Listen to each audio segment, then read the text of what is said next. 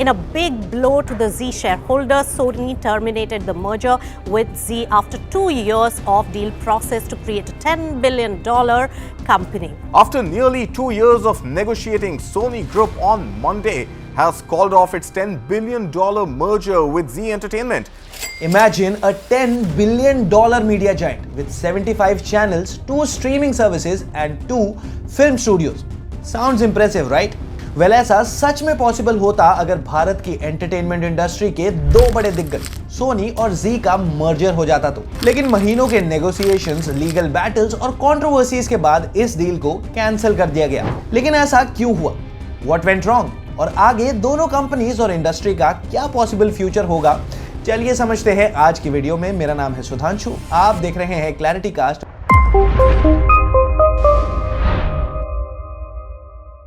इस पूरे सिनेरियो को हम एक टाइमलाइन के थ्रू समझने की कोशिश करते हैं। तो सबसे पहले चलते हैं सितंबर 2021। जी का बोर्ड यूनानिमसली अप्रूव करता है Sony Pictures Network India SPNI के साथ मर्जर। और ये एक विन विन सिचुएशन लगती है दोनों पार्टीज के लिए, क्योंकि इनका मर्जर क्रिएट करेगा एक मीडिया पावर हाउस जो डोमिनेट करेगा इंडियन मार्केट और चैलेंज करेगा ग्लोबल प्लेयर्स को। और यही नहीं, इस डील से सोनी को एक्सेस मिलता जी के वास्ट और डाइवर्स पोर्टफोलियो के कंटेंट का, जैसे कि TV channels, OTT platforms ZEE5 और फिल्म प्रोडक्शन जी स्टूडियोज और SL विजन। और वहीं दूसरी ओर सोनी अपने साथ लाता एक strong brand value, international presence, sports rights और सोनी लिव OTT प्लेटफॉर्म। इस कंबाइंड एंटिटी का मार्केट शेयर होता 30% in TV segment and 20% in OTT। और ये इंडियन मार्केट के लिए काफी बड़ा नंबर है। और यही नहीं, बल्कि ये मर्जर हेल्प करता to save cost, improve revenue synergies, cross promotion और better bargaining power with advertisers and distributors. और बड़ी बात ये कि इस मर्जर की वैल्यू होती $10 billion with Sony grabbing the majority share holding with 52.93% and Zee holding 47.07% with Punit Goenka, the CEO of Zee, continuing as the CEO of the merged entity. तो अभी तक तो ये deal seems to be all great and perfect, but as they say the devil is in the details. और ऐसा ही हुआ इस merger के साथ। और जैसे ही डेप्थ एंड डिटेल्स को देखा गया, वैसे ही ट्रबल स्टार्ट हुआ। और तभी डिफरेंट पार्टीज के कई लीगल इश्यूज निकल के आए, जैसे फरवरी 2022 IndusInd bank national company law appellate tribunal NCLAT में पिटीशन फाइल करता है जी के against for initiating insolvency proceedings.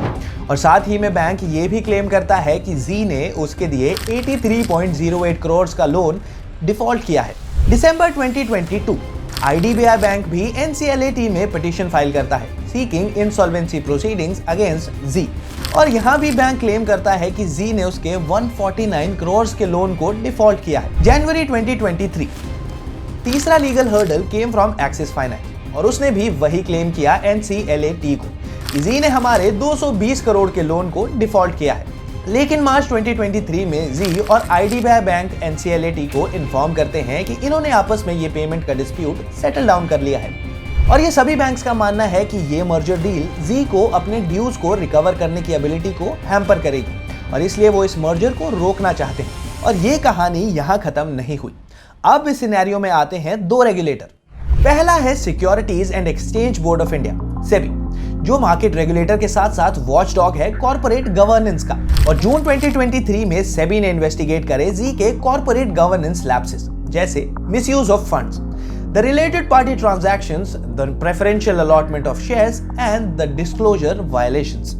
और इस इन्वेस्टिगेशन में नाम आया जी के फाउंडर और former chairman director Subhash Chandra और उनके बेटे पुनीत गोयनका का। और इन लैप्सेस की वजह से सेबी ने सुभाष चंद्र एंड पुनीत गोयनका को बैन कर दिया किसी भी लिस्टेड कंपनी की मैनेजरियल और डायरेक्टोरियल पोजीशन होल्ड करने से for a period of 5 years. SEBI का ये ऑर्डर एक बिग ब्लो था मर्जर एंटिटीज के लिए। इससे जी की लीडरशिप पर सवाल उठने लगे और साथ ही में ग्रुप के CEO पुनीत गोयनका की पोजीशन भी खतरे में आ गई।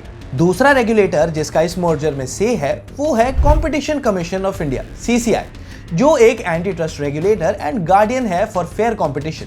और जुलाई 2023 में CCI ने मर्जर डील अप्रूव कर दी विद सम मॉडिफिकेशन। अगस्त 2023 में NCLAT ने फाइनली अपना अप्रूवल दिया मर्जर के लिए after resolving the pending petitions from the creditors and the other parties. The NCLAT approval was a big relief for the merger deal because इससे सारे regulatory hurdles clear हो गए और इसने डील की लीगैलिटी और वायबिलिटी को वैलिडेट किया और 2023 का एंड आते आते मर्जर डील ने सारे नेसेसरी अप्रूवल्स रिसीव कर लिए थे। But just when everything was going right and smooth, the deal hit a road block. और ये सब हुआ जनवरी 2024 में, जब सोनी ने जी को नोटिफाई किया अपना decision to call off the deal. और यही नहीं, जी से टर्मिनेशन फीस मांगी और वो भी $90 मिलियन। लेकिन जब सब कुछ ठीक चल रहा था तो अचानक से ये डील कैंसिल क्यों हुई? दरअसल इसके पीछे कई रीजंस हैं। ओरिजिनल डील के हिसाब से पुनीत गोयनका को कंटिन्यू करना था मर्ज्ड एंटिटी के सीईओ के रोल, लेकिन सेबी और बाकी रेगुलेटरी अथॉरिटीज के ऑर्डर के बाद सोनी नहीं चाहता था कि पुनीत इस मर्ज्ड एंटिटी के सीईओ बने। रादर वो एनपी सिंह, जो सोनी के सीईओ हैं, उन्हें इस पोजीशन के लिए प्रेफर कर रहे थे due to his past experience. But Zee ने भी बैक ऑफ नहीं किया और अपने स्टैंड पर अड़ा रहा। और ये internal power struggle, lack of trust and alleged fraud allegations की वजह से दोनों पार्टीज कंसेंसस पे नहीं पहुंच पाई। Fraud allegations and corporate governance lapses के इन्वेस्टिगेशंस के बाद सोनी को risk and the liability of the corporate governance issues से डील करना पड़ता और उसे इंश्योर करना पड़ता कि मर्ज एंटिटी कंप्लाई करे highest standards of governance and ethics of the industry से। जी ने डिज्नी हॉटस्टार के साथ मिलकर आईसीसी वर्ल्ड कप के टेलीविजन राइट्स लिए थे, जिसमें टीवी राइट्स जी के पास रहेंगे और स्ट्रीमिंग के राइट्स डिज्नी हॉटस्टार के पास। और जी को 4 साल में पे करना होगा $1.4 बिलियन टू डिज्नी, जो कि अब और भी मुश्किल हो जाएगा। यहाँ दोनों ही पार्टीज ने अपने इश्यूज को रिजॉल्व और रिकंसाइल करने का ट्राई किया और डील को रीनेगोशिएट और रिवाइज करने की कोशिश करी, लेकिन वो एक कॉमन ग्राउंड नहीं ढूंढ पाए। सोनी ने जी को नोटिस भेजकर अपना डिसीजन बताया इस डील को टर्मिनेट करने का और साथ ही में जी से डिमांड करी एक टर्मिनेशन फीस ऑफ $90 मिलियन। वहीं जी की परफॉर्मेंस पिछले 2 सालों में कुछ खास नहीं रही, चाहे वो उसकी टीवी लाइन की लोअर ग्रोथ हो या लॉस मेकिंग ओटीटी एंटिटी। और इसी पुअर फाइनेंशियल्स की वजह से जी को लॉन्ग रन में पैसे रेस करने की जरूरत पड़ेगी। लेकिन इसकी पॉजिटिव साइड देखें तो शॉर्ट टर्म के लिए तो इन दोनों कंपनीज में मास ले ऑफ नहीं होगा, जो कि एक पॉसिबिलिटी थी आफ्टर द मर्जर। लेकिन अगर ये मर्जर हो जाता तो ये काफी इंपैक्टफुल होता। इसके कुछ पॉजिटिव्स ये रहे। ये कंबाइंड एंटिटी हेल्प करती to rebuild the media industry, जो कि ऑलरेडी स्लो ग्रोथ की वजह से फ्रैगमेंटेड है। With 20% market share, Soni ji एक हेल्दी चैलेंज पोज करते ग्लोबल प्लेयर्स जैसे नेटफ्लिक्स, अमेज़न और गूगल को। तो ये थी हमारी research Soni ji merger deal पर। तो क्या ऐसी कोई डील फ्यूचर में पॉसिबल हो सकती है? हमें कमेंट्स में बताइए और वीडियो पसंद आया तो लाइक कीजिए, कमेंट कीजिए और क्लैरिटी कास्ट को सब्सक्राइब करना ना भूलिए।